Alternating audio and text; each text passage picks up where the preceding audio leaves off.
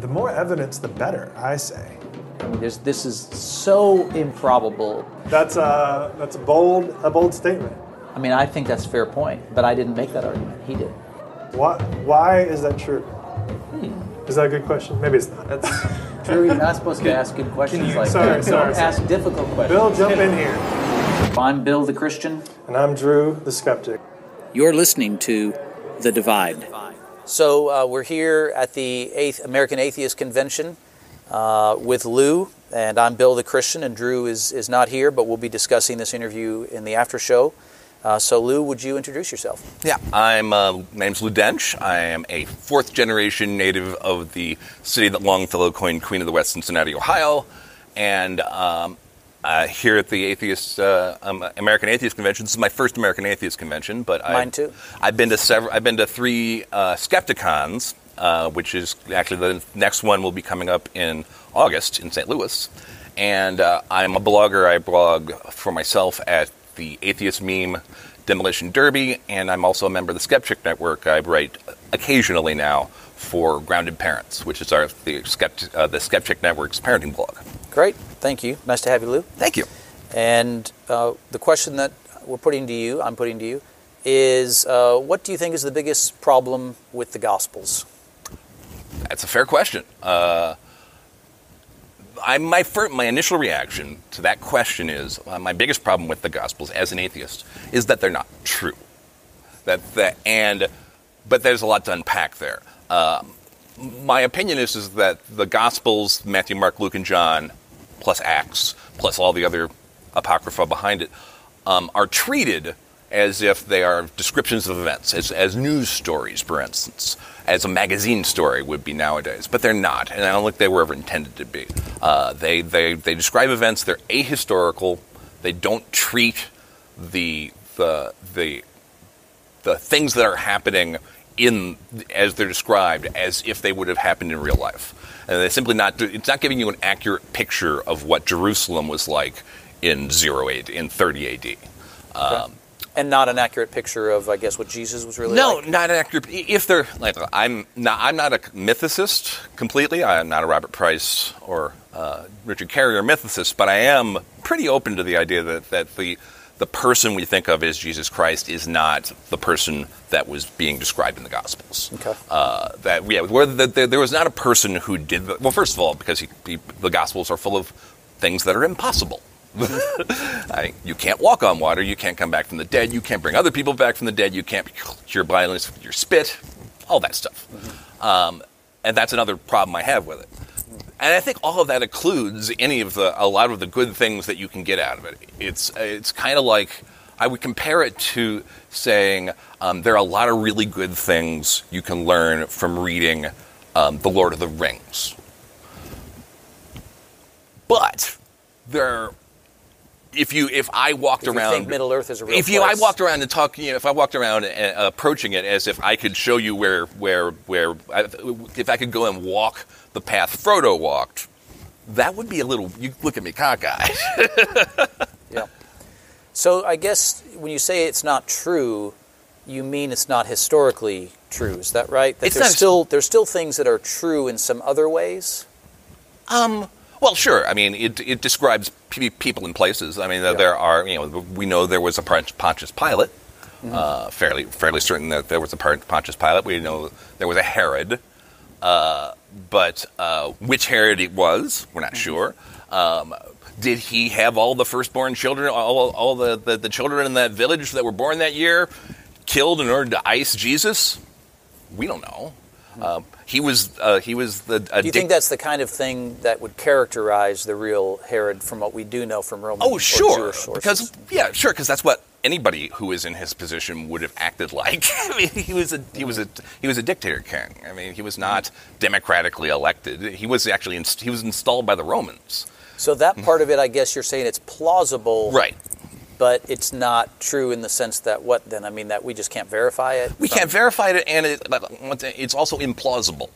And so it isn't plausible. It's implausible. The actual events, as they were described, whilst plausible in general, in specifics are implausible. King Herod did not have all the little babies in this village killed because he got a omen from his wise man said the king was being born. Which part of that do you think is implausible? Because obviously there was the way people looked at the role of God or of the gods. Sure. They took very seriously what seers said before they went to battle. Sure, absolutely. I just find it unlikely as an origin story for Jesus. Okay. It's not Herod's part in it per se. No, and one of the things the mythicists will tell you is that it's actually a quite common mythical story. Mm-hmm. It's the new king is born, the old king tries to take him out. That story is repeated all through history. That's another reason find it a little implausible. What if I said that one of the reasons you have myths is because they reflect certain realities in a slightly more embellished manner? Oh, sure. So couldn't that be used to argue it's actually a plausible? Sure. Oh, absolutely. I'm not putting. You're not taking a real strong. I'm not stand taking on a that. huge strong stance on that. But like I said before, the fact that it's not, and this really colors the way I've always thought about the Bible since I was a little kid. I mean, I was raised Catholic, and I was a good Catholic boy for quite some time. I didn't lose my faith until I was a junior in high school in 1986, and it happened quite suddenly, and it had nothing to do with learning. And I mean, the guy who taught me evolution was a lay minister. The guy who taught me chemistry was a missionary. He also taught me how to say hello in Swahili, Jambo, Baharigami. Still remember it. But I remember very early though being kind of pissed at the way that the Bible was taught as history, because I always put Moses and Noah as just part of because you learn when you're a little kid, you learn them as part of history. There was biblical times, and then there was Jesus times, and then there was knights, and then cowboys. And there's just but Noah is largely a fictional character. We have no proof that there was. Moses. All those fantastic stories were given to us and treated just as historically as Paul Revere. Paul Revere didn't write either, but right. So, do you think, if I may, do you think that it could be that 70% of the Gospels are true, and that the teachings basically of Jesus are true, and a lot of his favorite sayings, and his traveling around, and the kingdom of God is near, and God's going to judge, and things like that, but that it's really when you get into more the miraculous, supernatural type stories that are, or is that too high of a percentage in your mind? Oh, that's that's too high a percentage. Way too high. Mind. Yeah, way too high. What if you had to just? I would say maybe. I would say in terms of, like I said, we look at the Gospels as if they were historical treatises. First of all, we have 4 different tellings of the story. They contradict each other all over the place. That's the first kind of sketchy bit. And second of all,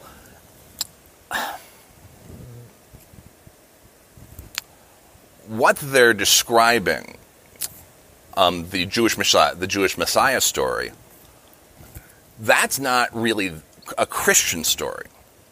I mean, the idea that the king is going to come and rebuild the temple and kick the Romans out, that was for the Messiah story.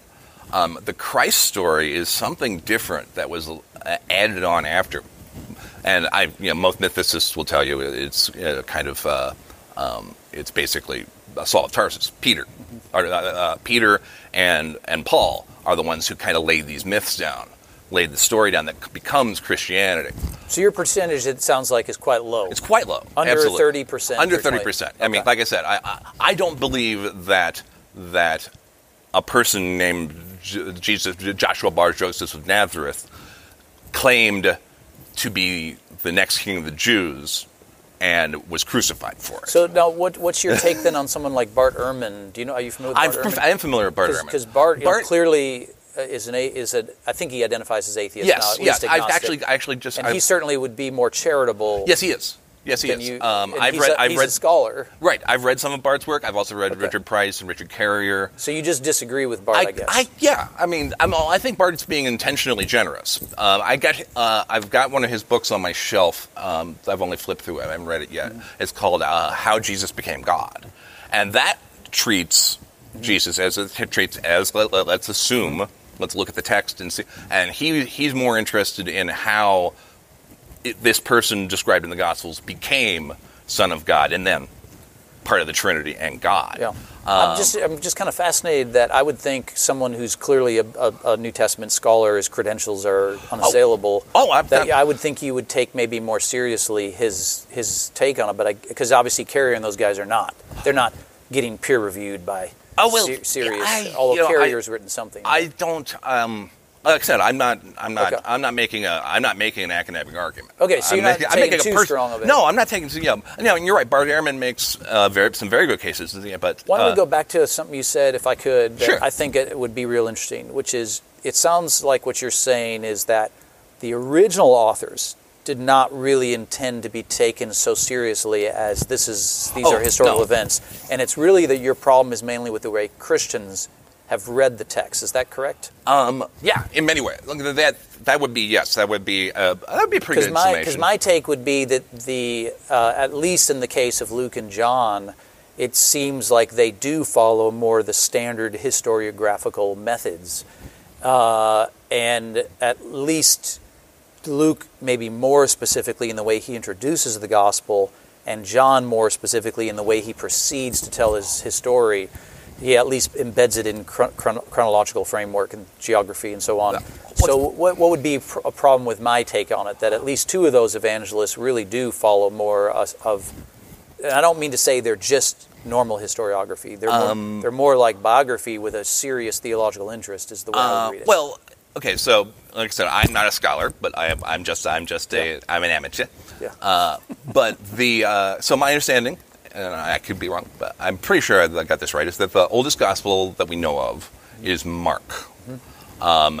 And then Matthew and Luke are basically cribbed versions of Mark with different elements added in and different agendas. And that's actually the thing that fascinates me the most, and it's one of the reasons I really enjoy reading about it, is that, for instance, Matthew was obviously writing for a Jewish audience. He was writing to his story is full of all the things. It's where we got all the things about about prophecies. It's where the end times people are always going to Matthew and finding things. Luke, less so. John is written.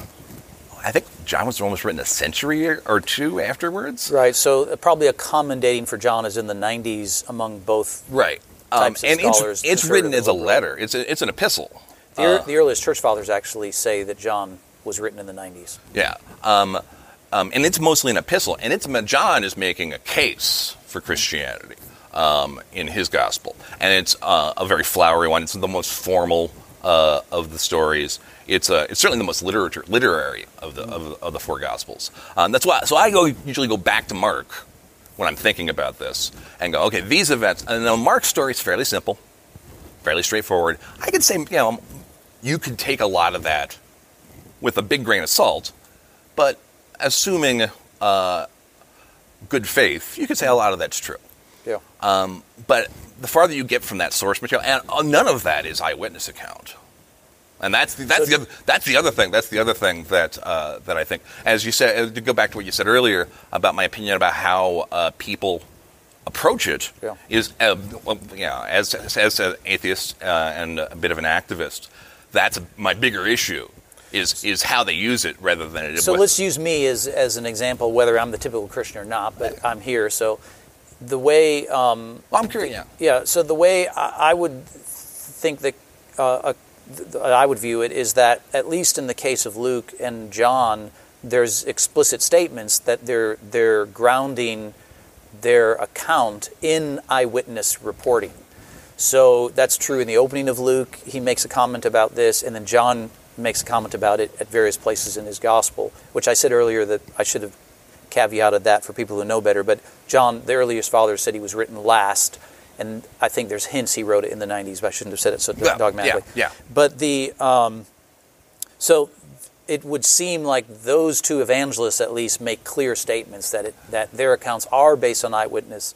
I mean, at least they say that. Yeah. So that would leave the impression that the writers thought it was important to say there were eyewitness accounts, and the reason is because ancient historiography based itself on eyewitness accounts back to Thucydides. Well, there's also the question is whether the idea that even people saying that they're being historical, that means something completely different to those people than it would to us. Well, I'm in total agreement with you on that. So, in other words, history, you have to judge history based on what it meant to the people who used the term history. But, I mean, it's certainly well past Thucydides, and they knew the difference between why eyewitnesses were important. Because they were claiming these are real events. In other words, John, the author, it sure seems like there's every indication that they're saying Jesus actually rose from the dead. Really, as a historical fact, do you disagree with what the author is saying? Well, first of all, if Jesus rose from the dead, if the events, I believe, I'm not sure. Is it in John's Gospel that describes like all of the fantastic events that take place after the resurrection? You mean like the earthquake and so on? All that stuff. No. But Luke does have it anyway. The earthquake and so on. Yeah. If that had happened, that would be in somebody else's history. Yeah. Well, of course, my question wasn't whether that was true. My question was, in other words, I was asking, we're just talking about the narrow thing. Sure. Are Christians wrong to read these books as if they're just sort of historical events? And I was trying to say that I think of the way I would view it is that the authors are presenting, at least in the case of Luke and John, expressly presenting, say, the resurrection as a real historical event, and that Christians are right to understand that that's what the texts are trying to say. Yes. So you wouldn't disagree with that? No, I wouldn't disagree with that. Okay. No. So then and you wouldn't disagree that Paul, obviously, I assume, thought that Jesus really was raised from the dead? Yeah. Okay. Yeah, I'm not going to... Okay, so... All right, so it sounds then back to the original sort of take you had, which is your problem was that Christians are reading these books in ways that they weren't intended. Because actually I agree with some of that, what you're saying about that. I actually think Christians do sometimes apply a standard or a way of reading these texts that actually isn't consistent with the way the texts present themselves. I think that's true to some extent.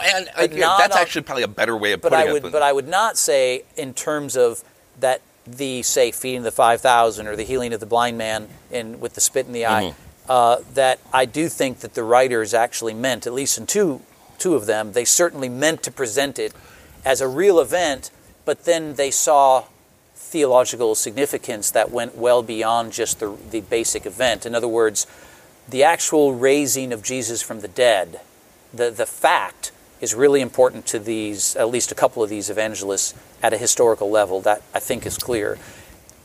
They nonetheless thought that the theological meaning in the event was way more important than just the fact. And that does, now they, like in the case of Paul, he clearly states that if the fact didn't happen, then all of the theology collapses. But do you see any problem with the way I'm looking at it? No, not at all. And if I were still Christian, if I were still Catholic, that's probably how I look at it as well. Okay. So because it would be very important that it actually happened. But even important to the authors. Yes, absolutely. Okay. And the people who wrote it absolutely believed it. So what then would be another big problem? Because it sounds like, in that sense, we've sort of somewhat cleared that one up, I think.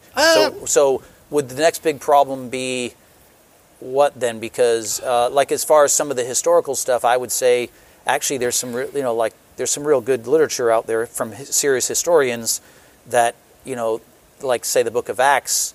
There's a famous study by Sherwin White, who was a Roman legal scholar, who says, actually the Book of Acts seems to get its history quite straight up. I don't think, but most people aren't historians. Right, so I'm mostly speaking colloquially to the average person. The average person actually doesn't really even have. It's kind of like the Constitution. They don't have the Bible memorized. I mean, a lot of Right. there are people who do, but Not many. most of them are actually just understanding of it is hardly beyond children's Bible stories. So that leaves a lot of wiggle room for people acting in bad faith, Right. to present really regressive ideas coming out of the Gospels. Yeah. That's another, and because, like I said, I think in general, the chronicle of events, especially in the Gospels, the life of Jesus, is simply untrustworthy. I don't think there's any way to be significantly trust that those events happen the way they did. So let me ask you this question, because obviously ancient historians, when they wrote their histories, they had some idea of what they were trying to convey. I mean, Thucydides is quite obvious. Herodotus, though he's considered less of a technical or what we call a scientific historian, nonetheless, they have a point for why they're writing it. Right. They're not, even though Thucydides is famous for being objective, he still has an agenda, say. He still has something he's trying to convey by telling the stories. So why are the gospel writers sort of disqualified in your mind as being themselves having some... I mean, just because they have a theological agenda, does that mean that all their history is we discount it? No, I don't think. Well, I don't think the Bible. Like I said, I don't think the stories are written in such a way that clearly communicates history. These are not written by historians. They don't look like they were written by historians. They look like they were written by evangelists. They look like they were written by someone who's selling something. And that's different than writing a history. Okay, so I tried to say earlier, I don't think that's quite right. You know, that Luke and I mean, generally historians tend to view the evangelists as biographers. They fit more into the genre of biography, theological biography for sure, but they're more like Plutarch than anything else. Oh, see, I've never really considered it that way. And I don't mean to say they're exactly like Plutarch. I don't mean to miscommunicate that. But that it used to be that people thought the evangelists, that the genre was sort of totally its own thing. I think it's more common now to think of them as more like ancient biographers who saw theological significance in a very unique Jewish, obviously Semitic way, in the way they looked at Jesus of Nazareth, and that the Luke is just clearly, in his opening verses, is modeling his introduction off of, if you were to read Livy or something, you would see a similar type introduction. Absolutely. I'm not discounting any of that. And I'll completely admit, you probably know more about it than I do. It doesn't matter. I'm just curious what you think. Let me ask you about the moral stuff. Is there any, serious, in terms of the Gospels, any serious moral objection to, say, the teachings of Jesus directly? Sure. I mean, I think whether he said it or not, I'm not even concerned about right now. One of my favorite Christian bloggers, one of a guy named Fred Clark, writes the blog Slacktivist, and his motto is examine everything and keep the good. And I think that's might be, but so is the percentage higher here than it was on the history? Oh, sure. I mean, there's plenty of 60% good, 70% good. I would have to go fine grain it. I'd say there's a lot. There's plenty of like almost anything. Almost every religious book has a bunch of stuff in it that's good because that's where my humanism is. Right, is that as a humanist, my opinion is all of the great philosophy that we've come up with. Thou shalt not kill. Easy to agree with. Don't bear false witness. Love thy neighbor. All of that. That's people came up with that. We didn't need to have that carved onto a rock by God. People made that, and so yes, I think there's plenty of wisdom in the Gospels. So the golden rule, though, love thy neighbors from Leviticus, not from like the Babylonians. Sure. And the golden rule is famously just from Jesus. Sure. So you don't really deny that either. No. Okay. But there's sure. The story of Jesus is the story of a very compelling character. Absolutely. Okay. But there are problematic parts of it, yes. And that leads into a lot of the things that have problems with Christianity today. It's monarchical. It's monarchic. It's How about in the Gospels? What would be one thing that stands out? We'll just do it quickly as we get to the end. That you think that comes to your mind as being a moral issue you really would take issue with from the teachings of Jesus. Is there anything that just jumps out? And maybe this is unfair to pin you down. No. It's not. Like I meant, it's not something I put a lot of thought into. Okay. But I would say just off the top of my head, a moral issue I would have would be the Sermon on the Mount, which is full of wonderful wisdom. Mm-hmm. It's also a direct appeal to. It's a direct prediction that a miracle is going to occur and kick the Romans out. So that once again, that its dependence, the gospel's dependence on the supernatural is one of my problems with it. Okay, so it's in that sense, I guess it's not the moral teachings themselves, but the assumed framework of a supernatural reality that give it force. Is that right? I believe it's immoral to claim supernatural abilities. Okay. And so, if we're talking about Jesus as a real person, and he gets up on the Mount of Olives, by the way, it's not Sermon on the Mount; it's the sort of at the end of the Gospel, right? But, but he makes his big speech, and he's telling all these people that God, Yahweh, is going to kick the Romans out tomorrow. That's maybe not tomorrow, but But nonetheless, he did. You're right. He talked. So that would be a thing you'd have moral objection to. Absolutely. That's one of the reasons I'm an atheist. Is I firmly believe that it's irresponsible to espouse supernatural beliefs. Okay. Not that. On the other hand, if you have them, I'm not.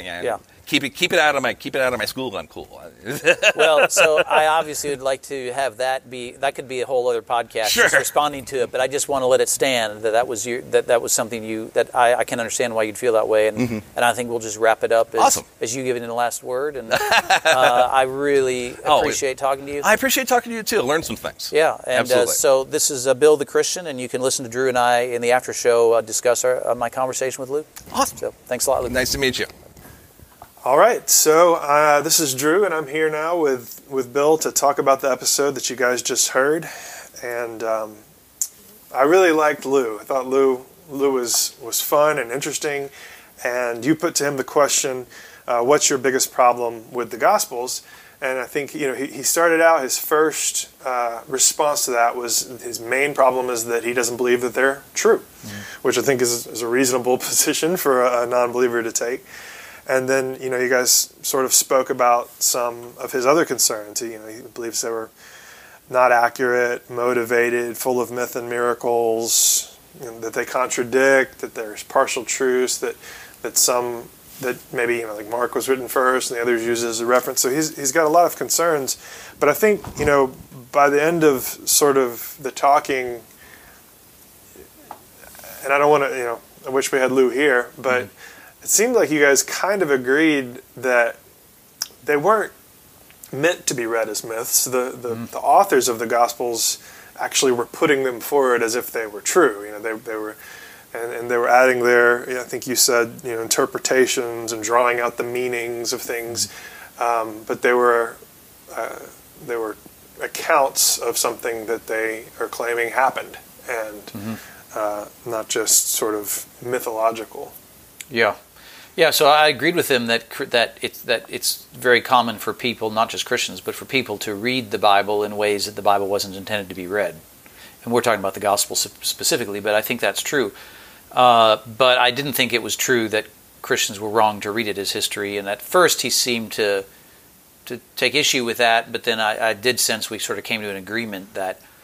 Maybe you guys were just clarifying for the bulk of it, and maybe what he was trying to say was that he believes they're myths, but I think you guys did a good job of coming to what I understood to be you guys agreeing on the fact of what the gospel writers were intending. Basically intended, yeah. Mm-hmm. And so I guess the divide comes down to what is true rather than or which parts of it are true. Or the so I think one of the things is that it shows that the question, is it true, or saying it's not true is sort of, to me, it strikes me as insufficient.